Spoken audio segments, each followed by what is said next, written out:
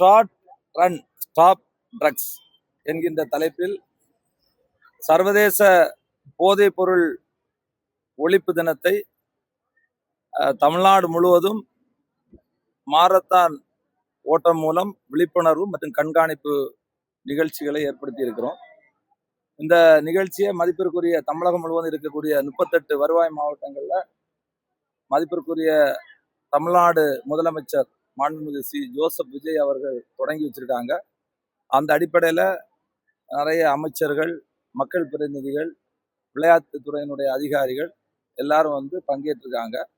இன்னைக்கு கன்னியாகுமரி மாவட்டத்தில் இந்த போதை ஒழிப்பு விழிப்புணர்வு மாரத்தான் ஓட்டம் ஸ்டேடியத்திலிருந்து தொடங்கி கிட்டத்தட்ட ஒரு 5 கிலோமீட்டர் ஓடி இங்கே மாணவ மாணவிகள், வீரர்கள், வீராங்கனைகள், நம்முடைய மாவட்ட ஆட்சித்தலைவர், நம்முடைய விளையாட்டு அலுவலர் எல்லாரும் சேர்ந்து அதில் பங்கு பெற்றிருக்கோம். உண்மையாகவே இது எனக்கு மிகப்பெரிய ஒரு நம்பிக்கைக்குரிய நிகழ்வாக நான் நினைக்கிறேன். ஏன்னா இன்னைக்கு உலக அளவில் போதைப் பொருள் ஒழிக்கக்கூடிய ஒரு தினம் என்பது இன்னைக்கு இந்த தினம். ஆனால் உண்மையாக நம்ம தான் அதுக்கு எப்படி இந்த பழக்க வழக்கம் வரக்கூடாது என்பது தடுப்பதற்கு வயது மூத்தவங்க, பெற்றோர்களும் அதுக்கு முன்னுதாரணமாக அமைய வேண்டும். ஏன்னா இன்னைக்கு இருக்கக்கூடிய இளம் சமுதாயத்திற்கு, இளைஞர்களுக்கு நாம் அதை சொல்லி கொடுக்கணும். இந்த போதையினால எவ்வளோ பெரிய பிரச்சனை இருக்கு. அது ஒரு தனி ஒருவர் நினைச்ச உடனே ஒரு சமுதாயத்தை மாற்ற முடியாது. எல்லாரும் ஒருங்கிணைந்து தான் இதை மாற்ற முடியும். ஆகவே இது அடிப்படை என்பது ஒருவருக்கு அது மாதிரி ஒரு பழக்கம் இருந்தால் அவரு மட்டும் பாதிக்கப்படுறதில்லை. அவர் பாதிப்பதோடு அந்த குடும்பம் பாதிக்கும், அந்த சமூகம் பாதிக்கும், அந்த அனைத்து மக்களும் பாதிக்கப்படுவார். இதை அவங்க மாணவர்கள், இளைஞர்கள் மத்தியில் நம்ம சொல்லணும். இதனால எவ்வளவு நோயினால அப்புறம் ஏன் மரணம் கூட ஏற்படும். அந்த மாதிரிப்பட்ட ஒரு கொடூரமான இதுதான் இந்த போதை பழக்க வழக்கம்.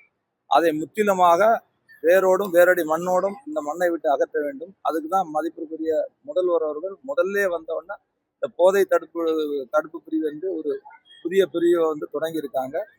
அதனால இதன் மூலம் அந்தந்த மாவட்டங்களில் இருக்கக்கூடிய பள்ளிக்கூடங்கள் அங்கங்க விழிப்புணர்வு பிரச்சாரம், கண்காணிப்புகள், இப்போ காவல்துறையோடு இந்த கண்காணிப்பு நடந்துட்டு. ஆகவே இது ஒரு முக்கியமான நிகழ்வு. இதன் மூலம் நம்ம இன்னைக்கு இருக்கக்கூடிய இளம் சமுதாயம் இந்த பழக்க வழக்கத்திற்கு அடிமையாகி விடக்கூடாது. அதற்கு நம்மை போன்றவர்கள் எல்லாம் ஒரு முன்னெடுப்பாக, முன்னுதாரணமாக நாமே அந்த விழிப்புணர்வை ஏற்படுத்தணும்னு அந்த நேரத்தில் கேட்டுக்கிறேன். இல்ல, சுற்றுலாத்துறையை பொறுத்தவரையில் இன்னைக்கு நான் நின்றுட்டு இருக்கக்கூடிய கன்னியாகுமரி மாவட்டம் கூட ஒரு சர்வதேச சுற்றுலாத்தலம்னு தான் சொல்ல முடியும். ஏன்னா அந்த அளவுக்கு இங்க நல்ல பொட்டன்ஷியல் இருக்கு. அதை ஒவ்வொன்றா படிப்படியாக ஆராய்ந்து இப்போ நான் ஒரு 2 நாளைக்கு முன்னாடி எங்களுடைய அகில இந்திய காங்கிரஸ் கட்சியினுடைய மூத்த தலைவர், பாராளுமன்றத்தினுடைய எதிர்க்கட்சி தலைவர் ராகுல் காந்தி அவர்களை நேர சந்திக்கிற டைம்ல அவருடைய சில கனவு திட்டங்கள் இருக்கு.